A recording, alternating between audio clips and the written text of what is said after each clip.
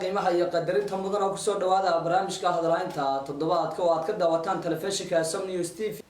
barnaamijka soo saarihiisu inta badan waa aniga Maxamed Cabdi Cismaan Farad dheere, dhinaca kaamirada waa Yaxye.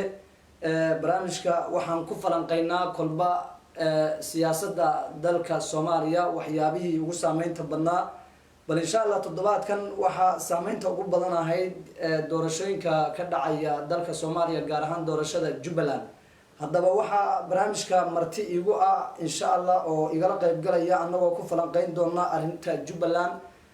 musharax madaxweyne Dr. Saalax Axmed Xuseen oo kamid ah musharaxiinta dowlad goboleedka Jubbaland jagadaas u tartamaya, oo dabcan sida aad arkaysaan stuudiyaha nagu soo booqday musharax madaxweyne Dr. Saalax Axmed Xuseen ee ku soo dhawaad Som News TV. waan dhawahay aad baan u mahadsantahay adiga iyo Som News TV. waad mahadsantahay mudane, bal haddii aynu horta ku hormarro maadaama oo goor habeenana ay tahay musiibana ay shalay ka dhacday magaalada Muqdisho gaar ahaan xarunta dowladda hoose, bal ka musharax ahaan tacsida horta halkan aad dirayso iyo dadka Soomaaliyeed halka ku waxyeeloobay, bal ugu horeyn ee kusoo dhawow Som News TV. aad baan u dhawahay Farad dheere iyo tiimkiisa. بسم الله الرحمن الرحيم إنا لله وإنا إليه راجعون. إلهي هون حريستو أنتي كل مطي أنت داوعنا إلهي هو بودايو وعافاتك يعني إلهي هو رجينا سيدو كلا وحن دعينا فمليدي أهلك أخرك كبحين دتك جريودي ورنتي إسكاء نصيب ترجرته إني سمر إيمان إلهي كسيو مسيوين كان معنتا نوحب سدي runtii waa marxalad kala duwan oo muddo soo socday weeyo maalin meel soo istaagay. waxaasoo dhan waxa ugu wacan waxa weeyaan dadkii oo khilaafkii iyo isnacaybkii iyo maaragtay caqiidadii iyo fikirkii oo lagu kala tegay. waxaan ilaahay ka baryayaa inuu maaragtay dadkeena muwaafaq ka dhigo, iimaanka ku sugo, kuwa isjecel oo walaala ah ka dhigo, mushkiladda iyo masiibada dhex taallana waxa weeyaan ka qabto. لأنه وكود دمي وكاد دمي وويل سوماليات كبر سوماليات وويل سوماليات كبر سوماليات دلاية رنتي ويان درو ونصيب درو رنتي معها وحلا مده كرساء إساء وأدراتنا وضع حسابته إله بنا ويد سنينا عادل كا عزيز كا إنه نقسمت بحيو محوها إسجعيل يوم نبض لي وقتنا نصيب.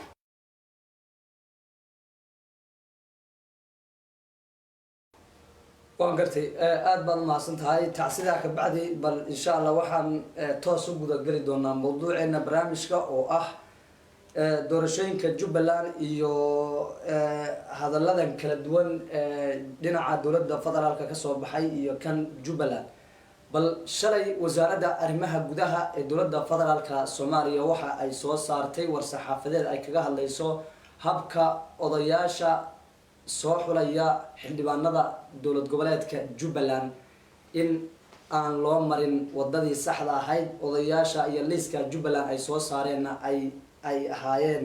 kuwa qalad ah. arrintaas madaxweynaha dowlad goboleedka Jubbaland iyo guddiga uu magacaabay ee doorashooyinka Jubbaland waxa ay iyaguna ku tilmaameen mid aan waxba ka jirin arrinta wasaaradda arrimaha gudaha. bal ku soo dhawow Dr. Saalax musharax madaxweyne. aad baad u mahadsantahay Farad dheere. runtii waxa Jubbaland hadda ka socda iyo waxa guud ahaan Soomaaliya ka socda waa ayaan darrada hadda aynu ka hadlayno oo ka duceysanayno inuu dadkeena Ilaahay bogood burcad isku mariyo. runtii mar haddii la gaaro xilli doorasho uu hadal haynta iska badnaanaysaa. waxa lagu tartamaya kursi weeye. awalow dadka Soomaaliyeed na dhageysanaya dadka reer Jubbaland iyo Soomaaliya kuwa dowladda madaxda ka ah iyo kuwa maamul goboleedka madaxda ka ah iyo inta u tartamaysaba nin walba waa inuu maankiisa geliya kuna xisaabtama qorshihiisa koowaadna u ahaadaa waxa lagu tartamaya kursi iyo siyaasad weeye. dadka colaad kama dhaxayso, dil kama dhaxayo, dhac kama dhaxayso, boob kama dhaxayso. waxa weeye waa dad kursi ku tartamaya iyo siyaasad. arrinta horta taa in loo fahmo weeye. adduunka meel kasta ka dhacdaa, cid kasta inay soo martaa. wadamada ugu horumaray oo dimuqraadiyadda sheegta laftirkooda ayaa waxa weeye xilliyada doorashada dacayada iyo khilaaf iyo martabooyin fara badan iyo hujooyin iyo dood fara badan gala marka waa nooc ka mid ah noocii un haddaan u dhaadhaco oo aan su-aashaadi nuxurkeeda taabto waxaa weeye dalku wuxuu leeyahay dastuur iyo qaynuun lagu hago wuxuu leeyahay dhaqan soo jireen ah oo fog oo kafac ah oo weligeed baan kusoo noolaan jirnay annagoon dawlad ahayn annagoon wax kala lahayn ayaanu lahaan jirnay dhaqan iyo muxuu ahay aanu ahayn qabaa'ilo meel degan dhaqan iyo ixtiraam iyo nidaamna leh dhaqanka waxa keliya oo waxa weeye ka ratibto wadajirka iyo muxuu ahay is-aaminaada ummadda soomaaliyeed weeye wuxuu leeyahay xurmadiisa iyo ilaalintiisa in meel loogu dhaco maaha waxaan qabaa markaanu u dhaadhacno hawshan waxaad moodaa anigu hadda maamulka ma dhahayo laakiin dadka guddiga doorashada lagu sheegay waxaa iga muuqanaysa aqoon la-aan khibrad la-aan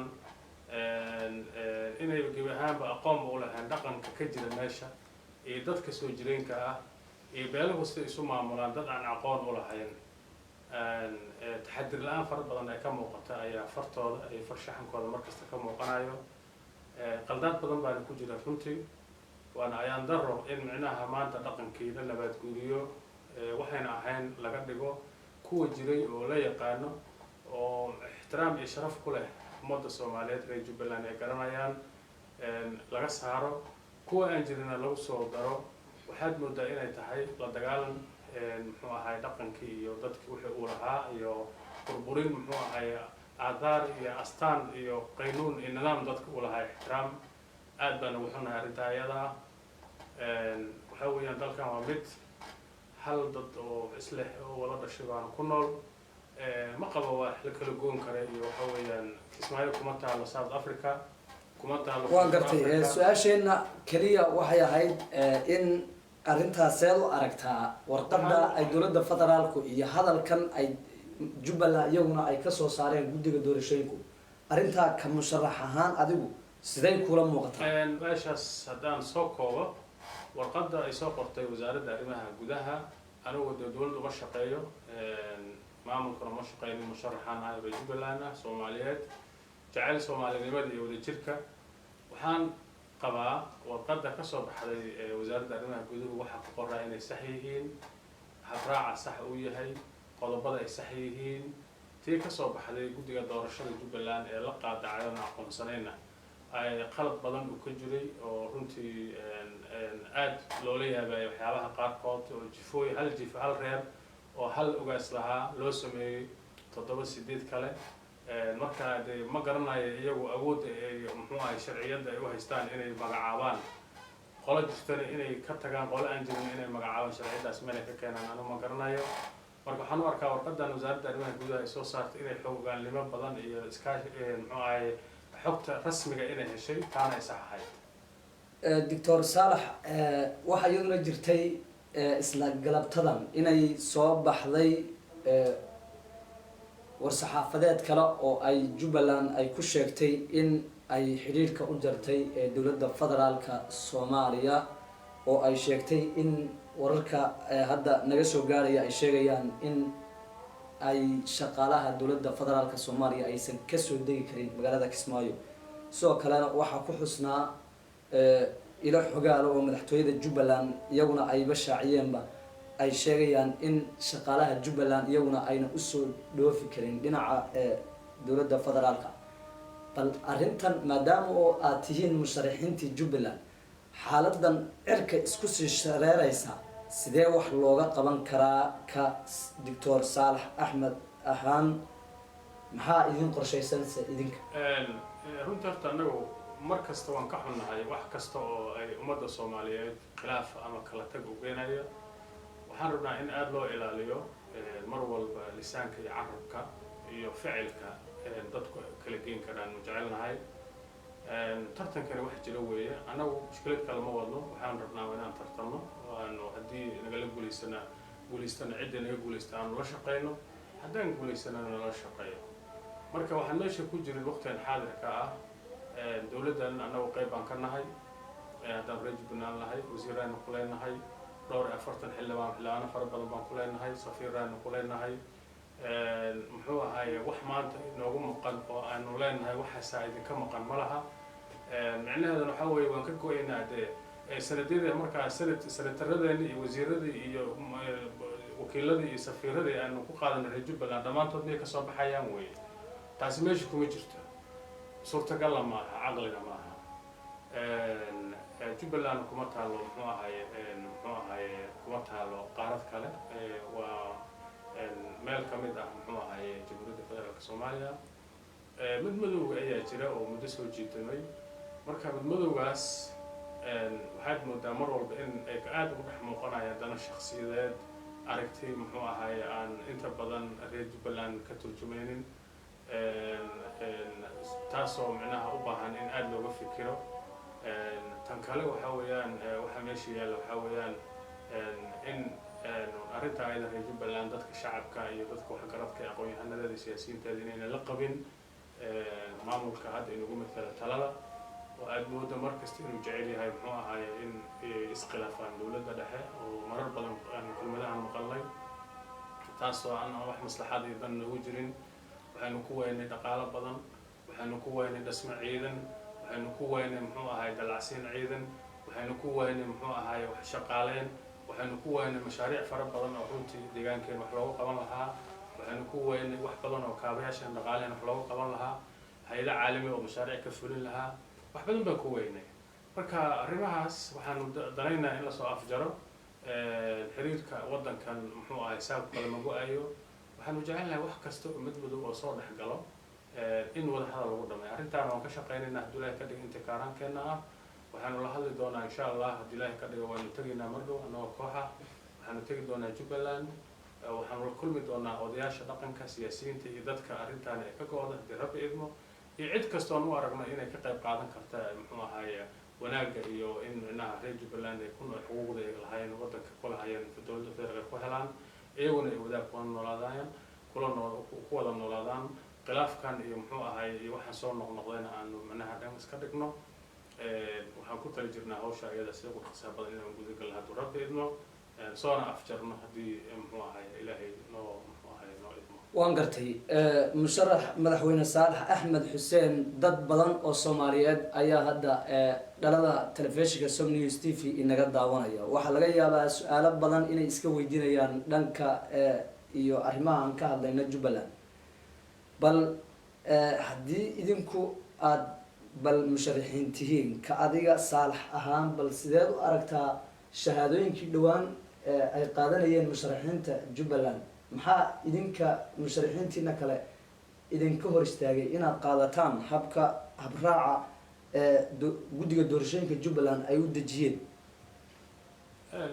anaga horta wax badan oo soo jiitay ma jireen wax kastana qaynuunka iyo nidaamka dalka u yaala iyo dadka lagu heshiiyay in la maraa fiican waynu ka gudubnay xilligii jabhadeynta iyo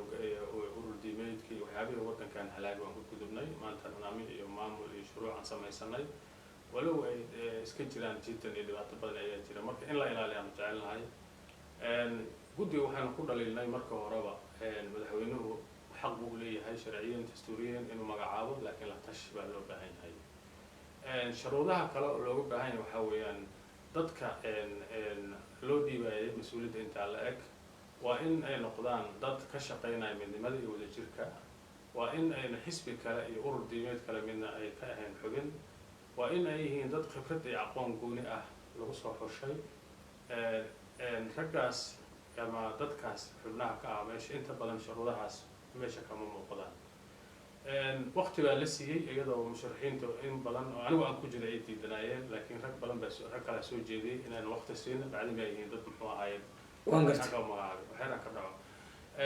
tii iyada ahayd wixii laga filayay waa soo baxay waxaa soo caddaatay in ay musharax gooni ah u diyaarinayaan qaabka waxaa soo baxay waxaan shaqadooda ahaynba oo waxa weeye inay aadaan qaar baa xisbiye kale madax ka ah qaar baa muxuu ahaaye ururo kale ka mid ahaa oo weli maaragtay aan la hubin meesha masabka nooca aan loo maaragtay ka ahaan karin qaar baa dambiye ka galay dalka oo aan istaahilin in jagooyinka nooca loo dhiibo qaar baan aqoonba u lahaynba waxa loo dhiibay waxay yihiin mas-uuliyaddooda oo dhexdhexaad ka noqon karin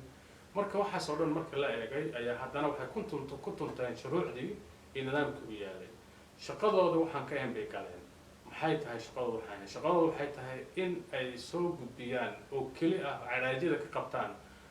muxuu ahay xildhibaanada ay soo gudbiyaan odayaasha iyagu inay oday magacaabaan xaq uma laha in ay sharax ka qabtaan muxuu ahay codsi iyo shuruud xaq uma laha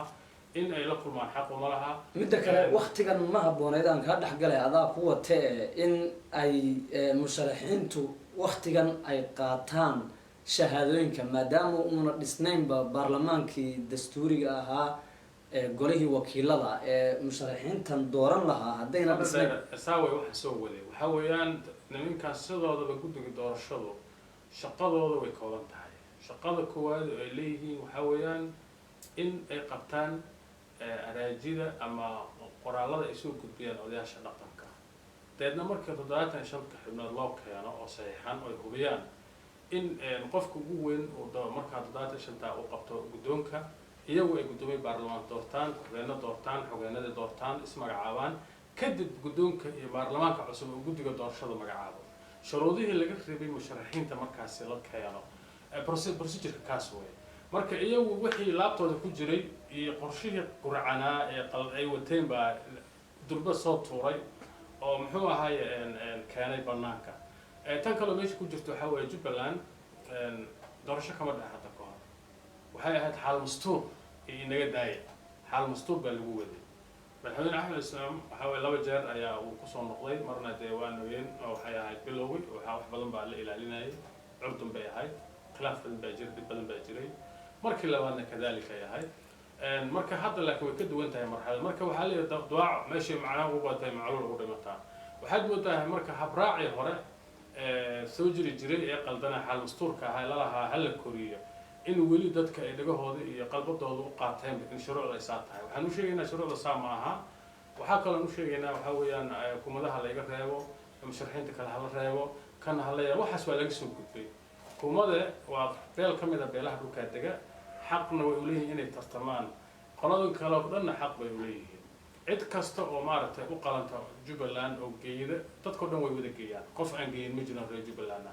qofkii ilaahu calfo una qalba kursigaas lagu shaqeynayaa marka cid laga reebayna ma jirto cid laga reebi karana ma jirto waxaasna waa laga soo gudbaa waa la tartamayaa tartanka hala ogolaado aan laga cabsoon waan gartay horta dadka waxay aad isku weydiinayaan hawsha ama arrinta Jubbaland inayna ahayn arrin yar mudane musharax markii laga hadlayo Jubbaland iyo dowladda federaalku xiriirkoodu in badan iskuma fiicnayn haddana wayba ka sii dartay oo doorashaa ka dhacaysa leeyahay idinkii musharaxiintii inay Kismaayo ku sugan tahay intiina badanna Muqdisho iyo meelahan baad telefishinada iyo warbaahinada aad kaga hadashaan maxaa horta marka hore idin diiday inaad idinka musharaxiinta dhan inaad Kismaayo tagtaan kabacdi aad arrintan kala fadhiisataan madaxweynaha haatan talada haya ee Jubbaland si arrintan xal loo helo aad baad mahadsan tahay musharaxiintu way midaysan yihiin xilli waxaa jirtay aanu kala dadku kala fikir duunaaneen aqoon la soo lahayn dadku kala shakisnaa hebel waxaa saawata hebelkan ay ahayd arrintaas waqti badan baan gelinay waxaanu soo keenay dhammaan musharaxiintii intooda badneed marka hore waxaan ka bilownay 12 musharax oo aanu Nairobi ku kulannay adduunka oo iskaga tabiyay muddo 6 bilood kadib aan ku guuleysanay dadaal dheer kadib gudaha galaan badigood wafdi anu waan hogaaminay oo isla musharaxiintaas midoobay qayb ka mid ah ayaa halkan timid musharaxiinta kale halkan joogta ayaanu la shirnay la kulanay muxuu ahay aanu ka dhaadhicinay sida ay midnimadu inay muhiim tahay hal ujeedana aan leenahay macnana ayna sameynayna inaanu kala soo soconno iyadoo musharax kasta uu campaignkiisa iyo wixiisa gaarka u wato laakiin waxyaabaha caamka in si lagu heli lahaa doorasho xor iyo xalaal ah aanu ka wada shaqeyno tiin waa isla afgaranay qaar kale tagay kuwa kalena way tagayaan musharaxiinta Kismaayo ku sugan kuwa halkan jooga annaguna shaqaan u joognaa iskama joogno kuwaasna shaqay wadaan waan ka mid ahaysannahay arrinta wax khilaaf oo dhex yaala ma jiro waxaa weeye la kulanka ninka la yiraahdo guddiga doorashada waayada hore waan wax badan baan xiriirinay laakiin iyaga markay ku guuldareysteen oo qaadacnay kadib ay codsadeen in aan la kulanno ciyaal maaha dadku waa dad weyn oo wax bartay oo oo siyaasiyiin ah macno badan ma sameynaysa wax markaa low profile trick in loo isticmaalo saasaan ku joojinay mana jiro wax musharaxiin oo la kulmay guddiga doorashada madaxweynaha waa la kulmi karaa dhibaato ma laha hadduu dadka codsado laakiin shuruud baa hortaala isagu laftiisa inuu muxuu ahaay ilaaliyo qaynuunka loo baahan yahay qodobo dastuuri waxaa jira la isku haysto sida saddex iyo kan mid baa la baxayaa qodob dastuuri ma aha waa khalad odayaal dhaqameedka muxuu ahay foojariga ah dastuurka meel looga dhacay waa khalad waxaa kaloo jirin guddigan doorashada aan qaadacnay inuu meesha ka baxa saddexdaa shuruud hadduu madaxweynaha muxuu ahay ogolaado waa lala kulmaya laakiin hadduuna ogolaanin oo isaga uu baalmaraya muxuu ahay qaynuunkii iyo shuruucdii wixii la dejistay de markaas waxa waye waxa la isku xukumayo waa sharci iyo kala dambeyn qaynuun waaye marka haddii isagii uu qaynuunkii dhinac ka raday de qolada kalena waxa wax ku qasbaya ma jiraan waan gartay aad baad umahadsan tahay mudane axmed madoobe iyo arrinta dowladda federaalka kala dhex taalla ma aha arrin sahlan idinkana marka arrimahan iyo shuruudahan adag sida uu adkeynayo waxa igu muuqataa in musharaxiintiinan u tartamaya jagada madaxtinimado inay dowladda federaalka soomaaliya ay lug ku leedahay ama ay iyadu idin soo sharaxday intiina badan si ay maaragtay doorashada jubbaland u dhacaysa isbeddel loogu sameeyo waaya haddii arrimuhu ay sidaa yihiin xaalkuna halkaa uu marayo sidee dowladdii federaalka iyo axmed madoobe oo jubbaland xukumana ay eedahan iyo warqadahan la isdhaafsanayo waayahay ma xaaladan meeshiina doorasha loogu diyaar garoobaya xildhibaan baa la rabaa in la soo xoro sidee baad is leedahay waa la iskugu iman karaayo dhinaca dowladda federaalkuna waxay raalli ka tahay yaa la samayn karaa jubbaland iyo maamulkaasina wuxuu raalli ka yahay idinka musharaxiintiina wixii aad raalli ka tihiin halkee maxaa la iskugu iman karaa baad is leedahay oo tala ah horta wax baa la qortay wixii la qortay in la wada ilaaliyo ayaa muhiima waxaa la qortay shuruuc iyo qaynuun iyo nidaam degsin baa jira kaa in la wada ilaaliyo wey jubbaland waa 3 gobol 15 degmo dad ka badan 4 milyan qiyaastii baa ku dhawaa degan marka lagu daro dadka xajida degan oo 95% ahaan oo reer jubbaland ilaa 5 milyan ay cagaynayaan hal qof iyo laba qof iyo saddex qof hostage uma noqonayo uma xirnaan karaan qofkana wuxuu mas'uuliyad uga ahaan karaa markuu qaynuunkooda iyo nidaamka ilaaliyo iyaguna cadaalad ku hogaamiyo maamulkan waxaa lagu eedeynayaa inuu waxba tari waayey inuu dalkii sidiisa horumar gaarsiin waayey in maamulku dhaadhicin waayey in gobolladii degmooyinka la wada tagi waayey in muxuu ahaay cadaalad darre ay jirto inaan loo sinayn resourceka iyo equal opportunity inaan loo sinayn cabasho badan baa jirta oo fakta ah oo jira oo muxuu ahaay wax la dafiri karaan ahayn haddii maanta haddana khilaaf iyo maaragtay lagu sii raagaadiyo taasi mas-uuliyad waxayna u aragnaa inay tahay mas-uuliyad darro waanu hadli doonaa kulley odayaal baa jooga meesha oo maaragtay runtii ixtiraam iyo sharaf badan oo leh oo dalkii iyaga odayaalkooda oo dadka u dhexeeya waxaa jooga siyaasiyiin kale oo ka madax bannaan muxuu ahay isriixan mar walba waxaa weeyaan arrintan way dhammaan doontaa waxaa xaqiiqo ah oon halkaan idinka caddaynaya jubbaland isbeddel baa ka dhacayo qof kastana isbeddelkaas xagga positive-ka inuu u qaataa loo baahan yahay jubbaland qof iyo koox iyo dad yar intaba uma xirnaanayso dowladda federaalka ah wixii gardarra oo ay wado kama ogolaanayno waayo annagu ilaa hadda xildhibaanadeeni iyo maaragtay iyo wasiiradeeni muxuu ahay safiiradii dowladda dhexe kootadii aan ku lahayn wax cabashoon ka hayna ma laha ma fahamtay annagu dadkan dowladda dhexe u dirsanay oon maqlayna dadkaa weeye haddii dadka intay fariistaan wax cad ay noo keeneen yidhahdaan dowladdan sababtan annaga ku dhex jirno sababtan ka weynay sidaa laaligeed waa kan waanu dhegaysanaynaa laakiin in maamulkii uu soo boodo oo dowladdii dhexe iyo madaxweynihii iyo ra-iisul wasaarihii u eedeeya iyadoo wasiiradii iyo muxuu ahay xildhibaanadii iyo safiiradii reer jubbaland jaraaladii reer jubbaland ay xamar joogaan adduunka ka shaqeynaya dowladda dhexe u shaqeynayaan waxa waye lug hore lug damba dhaaftay weeye marka halkaa waxaad ka muuqanaysaa inay jiraan waxyaaba khaasa iyo dana khaasa iyo wax laisku diidan yahay oo danta reer jubbaland iyo dalkaas aan ahayn ee waxyaaba kale ay jiraan taasna waxa weeye de waxa weeye cid marti lagu yahay maaha waxaa leenahay halaga waantoobo halaga waantoogo hala ilaaliyo wadajirka iyo walaaltinimada iyo wanaagga reer Jubbaland waa beelo isu tegay waa gobollo isu tegay waa degmooyin isu tegay qoys gooni ah iyo gobol gooni ah iyo degmo gooni ah u xiraan karta ma jiro waan gartay mudane musharax madaxweyne Dr. Saalax Axmed Xuseen ayaa sida aad u jeedaan barnaamijka hadalhaynta toddobaadka oo aad hadda si toos ah uga daawanaysaa telefishinka Somnews TV noogu martiya aad baad u mahadsantahay bal su'aasha kale ee raba inaan ku weydiiyo waxa weeyaan arrintan la xidhiidha isla arrimahan aan ku weydiiyey oo waa su'aalo iska agdhow dabcan oo dadku inta badan aad isku weydiinayaan bal haddii Axmed Madoobe waxa uu qabsaday Jubbaland waqti fog intii Jubbaland ay jirtay isaga madaxweyne ka ah wuxuu leeyahay markii aan halkan qabanayay dagaal baan u soo galay dad badan baa ciidamo badan baa ku baabay kharash badan baa ku baxay Jubbaland ismeeda waxaas oo dhan waan la soo jabhadeeyay marka maadaama oo intaas oo xuquuqa iyo xaqa aan ku leeyahay haddana dowladda federaalka Soomaaliya waxa uu ku eedeynayaa in ay iyadu ay heshiiska ama heshiisyadii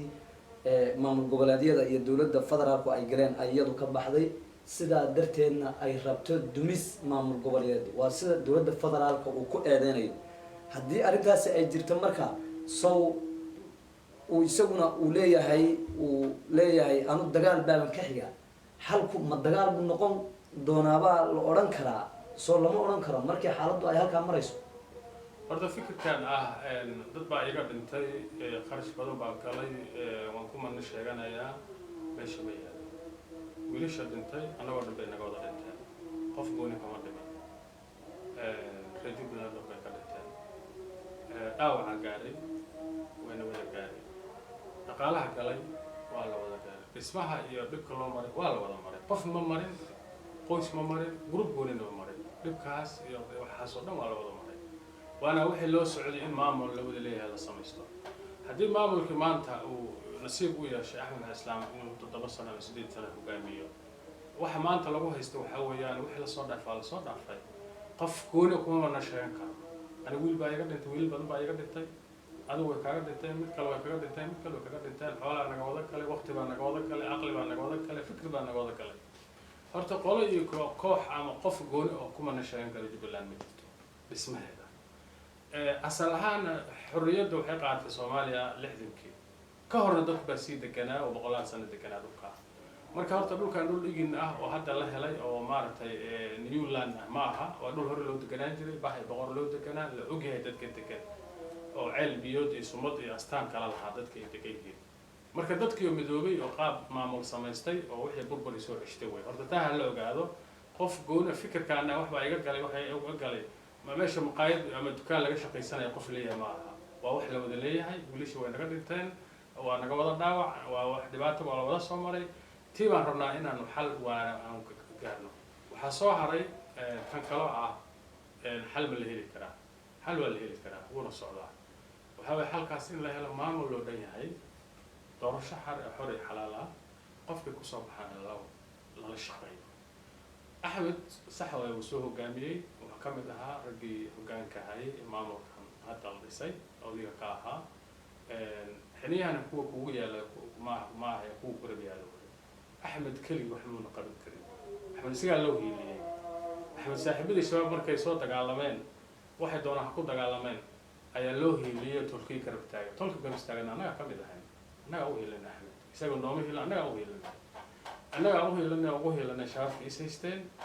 oo maxnaha kala dagaalano la qabanay anaga u hiilinay oo xilka ugu sareey u diibnay anaga ugu hiilinay oo sabrnay qalad iyo muxuu ahay isdabadaagay fara badan anaga ku sharafnay oo u dhimanay oo la taagnay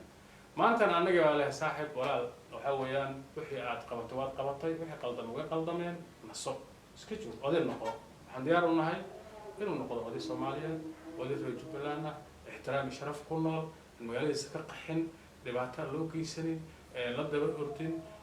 tala la weydiiyo ixtiraam sharaf loo hayo sanadka la soo geliyo isaga dastuurka lagu qoro inuu aabihii Jubbaland yahay wax badan baanu haynaa offer badan baanu haynaa Axmed aad baan marka waxa weeye waxaan kusoo koobayaa arrinta ayada inay ka hooseen waxaan aaminsanahay anigu Axmed waa nin aqli badan doqon ma aha aqoontaan u leeyahay Axmed waa nin aad u aqli badan very sharp ah Jubbaland inay dagaal ku dhacdo ma doonayo taas waa huba aniga laakiin kuwa ag taagan oo iyagu maaragtay hadduu ka taga aaminsan inay dhimanayaan horta mushkiladda aan soo noqon Axmed si nabad ah ayuu ugu tagi doonaa si wanaagsan ayuuna Jubbaland ku bixin doonaa isagana si sharaf loo wanaag ayaa loo hayn doonaa anu taasaan aaminsanahay marka dadka durbaanada tumaaya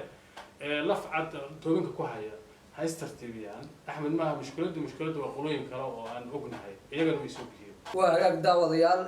qaybihii dhexe barnaamijka ayaan ku guda jiraa oo uu marti noogu yahay Dr. Saalax Axmed Xuseen oo ah musharax madaxweyne Jubbaland anagoo arrintaas uga hadlayno doorashooyinka Jubbaland Dr. Saalax Axmed Xuseen oo dad badan oo Soomaaliyeed ayaa ku daawanaya waa kuma Dr. Saalax Axmed Xuseen bal dadka isku Saalax Axmed Xuseen waa mid kamid ah nin kamid ah ummadda Soomaaliyeed ku dhashay magaalada Bu'aala Lixmeeyadii ku barbaaray Kismaayo ku kasoo shaqeeyay dowladii muxuu ahay hore ee maartay maxamed siyaad Allah naxariista dhowr iyo toban sano ilaa 10 sano ka badan kusoo wax bartay Xamar Kismaayo iyo qurbahaba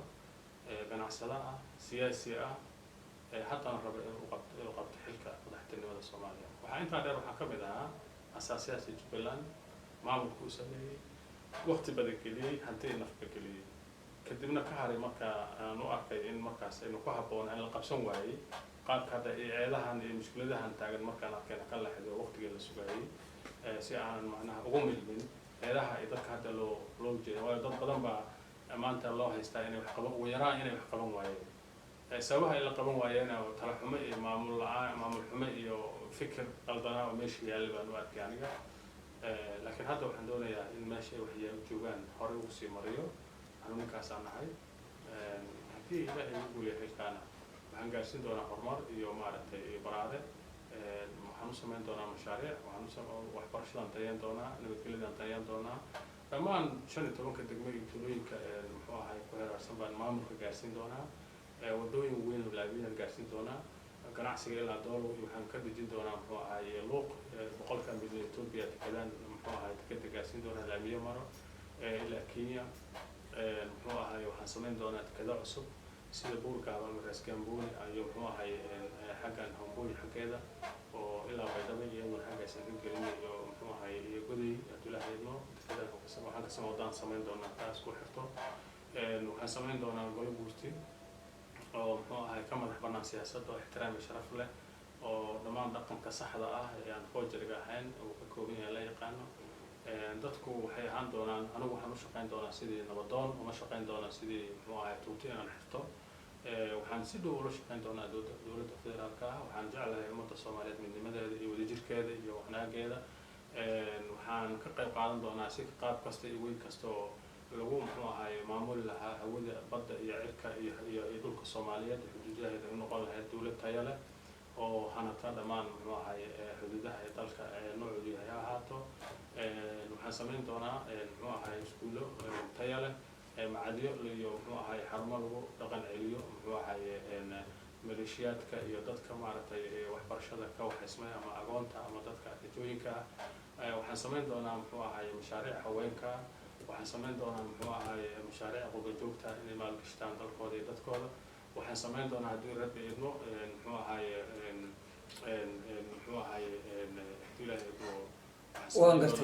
waan gartay waad mahadsan tahay waxaad xustay in aad wax badan wax ka qaban doonto oo dabcan inta badanna aad iskaga mid leeyahay markii asalba ama adduunka oo dhanba markii nin uu rabo kursi inuu wax badan uu sheego ama uu tiriyo taas waa iska caadi balse insha Allah qof guushaada ama higsigaaga Allah ku hirgeliya inuu leenahay tan kale dowladda Soomaaliya dowladihii dalka soo maray xil maxaa kugu sareeyay oo ka qabatay horta waad ogtahay anigu dhalinyaro oo qiyaastii 20 jir ayaan dowladda ku qortay waxaan ka soo shaqeeyay wasaaradda kamid ah wasaaradaha waxaan gaaray heer agaasimo ayaan gaaray iyo qaybo kala duwan meel ka badan dhowr gobol baan kasoo shaqeeyo dalka Soomaaliya kamid ah anigu agaasima ugu sareeyay xilkan soo qabtay laakiin kadib kambariyaan waan leeyahay iyo kuwa kale ayaan soo noqday director waan soo shaqeeyay waa arrimo ugu filan waan leeyahay 30 sano ilaa 40 sano ku dhawaad waan gartay baarlamaanadii dalka soo maray marna kamid ma noqon miyaa waxaa jira marar baarlamaanka aan galay laakiin ma dhaaranin dhaarta ka hor baan iska xasiray ku wareejiyay qof kale midka kale maxay ahayd sababtaas aad iskaga casishay waxaan u arkay inaan waqtigaas ku habboonayn inaan ka qayb qaato siyaasadda xilligaas jirtay oo aan u arkay inay sida aan rabay u shaqaynaynin baarlamaankaasi kuwa ahaa wuxuu ahaa kii Sheekh Shariif dowladdii Sheekh Shariif waxaa kaloo jirtay 93 xilligii UNISOM UNITAF ay dalka Soomaaliya tiin khaasatan gobolka koonfureed oo Kismaayo iyo dhulkaasi go'aal ay joogtay maamul la sameeyay jiray oo markii dambana markay baxeen fashilmay iyadoo waxa ka noqday xubin ka mid ah maamulka muxuu ahaa Jubbaland muxuu ahaa adugu waxaan ahaa nin ganacsada laakiin siyaasadda inta badan maaragtay mar walba ka agdhow ka warhayo oo ka qayb qaato waddanka qaabku u hagaagi lahaa ee wixii talay aqoon fikir uu leeyahay mar walba la kala taagan waan gartay shahaadadaada kugu sareysa dhinaca aqoonta iyaduna maxay tahay laba shahaadaan haystaa oo bachelor ah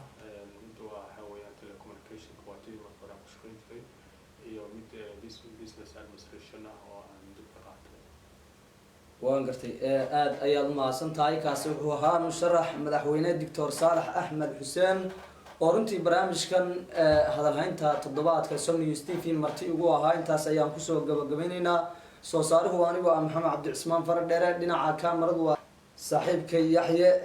inta aan barnaamijkan mid lamida ku kulmi doono waa bahda Som News TV studio-da Muqdisho oo idin leh sidaas iyo nabadgeliyo mudana Dr. aad baa mahadsan